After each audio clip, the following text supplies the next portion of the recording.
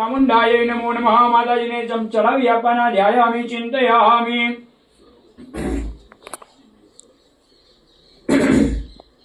હાથની અંદર ચોખાના દાણા રાખી માતાજીનું આવાહન કરીશું।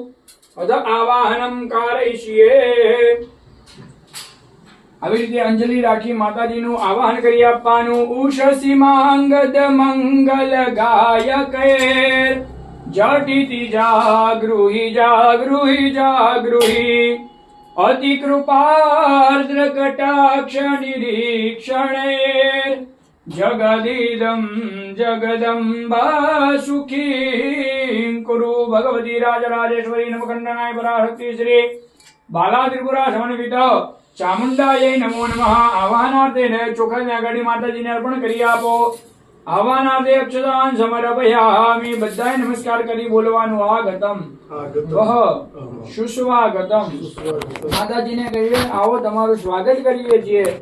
ભગવતીને આવાહન કર્યું। હવે બેસવા માટે આસન અર્પણ કરીશું। હાથની અંદર ચોખા રાખી ફરીથી માતાજીને બેસવાનું આસન અર્પણ કરતા તેઓ ભાવ કરી આપવાનો। રમ્યમ સુશોભનમ દિવ્યમ સર્વસૌખ્યકરમ શુભમ આસનં ચ મયા દત્તં ગૃહાણં પરમેશ્વરેણ ધરાસ્મ કૃતો નતદીષ્ણ્યમ હેમ વિનિર્મિત પાદ મનોજ્ઞ શોણશિલા ફલકૌ ચ વિશાલમ દેવી સુખાસન મધ્ય દદામિ।